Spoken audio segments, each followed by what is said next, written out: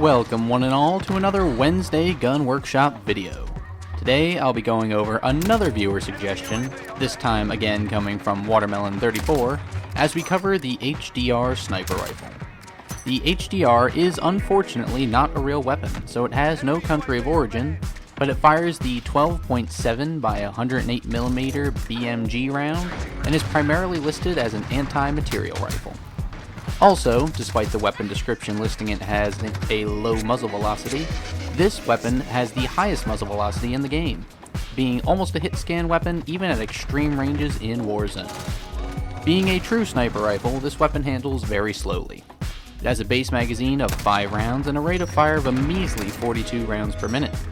This slow rate of fire means that if you miss your one-shot kill, it's going to take you almost a second and a half to get the kill with that second hit, so make sure you're aiming for that upper torso or the head.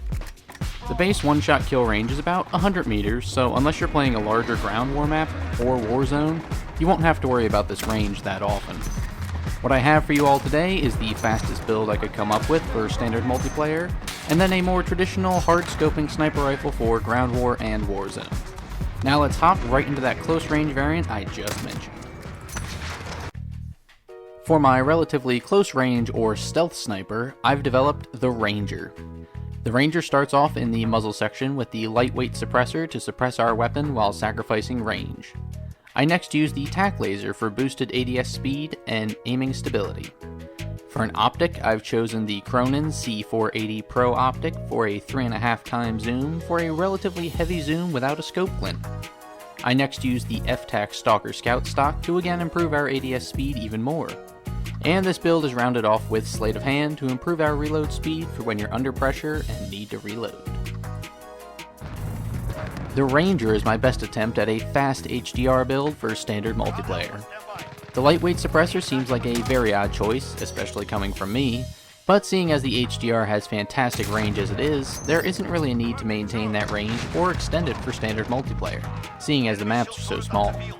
The tack laser is a great attachment for speeding up this sniper rifle as it has a hefty decrease to our ADS time while also keeping our aim more stable, something that directly balances out the negative side of the F-Tac Stalker stock. The Cronin Pro optic is my favorite stealth sniper optic for Warzone as it has a relatively high zoom level, coming out at 3.5x normal, but it doesn't create a scope glint so you can stay mostly undetected. The Sleight of Hand perk could be swapped out for focus if you feel you need it. I just prefer that perk for my faster builds so that I'm rarely ever caught without enough ammo to deal with my enemies.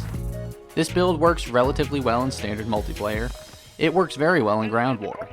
And if the suppressor was swapped out with either of the other two, then this build remains a good stealthy sniping option for Warzone. If you're looking for a more traditional sniper rifle, then you'll love my Tradition build. This build starts off with the tactical suppressor to keep our weapons stealthy without hurting our ADS speed too much. Next up is the 26.9-inch HDR Pro barrel for increased range, bullet velocity, and recoil control while sacrificing ADS and movement speed. The tack laser is next on the docket to again increase our ADS speed and stability.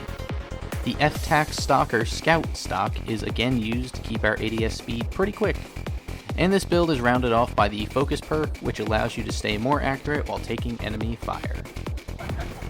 Tradition is by far my favorite sniper rifle build for this game overall. I'm personally more of a traditional sniper when it comes to sniping. This most likely comes from my Battlefield 4 days. I hard scope and take my time with my shots. If I'm pushing an objective, I'm going to be doing it with my sidearm. I'm not a good quickscoper at all, and this build is pretty bad if you're looking to quickscope. If you're looking to play as an actual sniper, there are a few better options.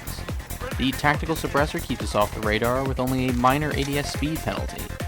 The 26.9-inch HDR Pro barrel increases this weapon's range astronomically, somewhere around 30% or so, meaning that your one-shot kill potential is well beyond 125 meters. This also slightly cuts down on our recoil, allowing for easier follow-up shots if they're needed.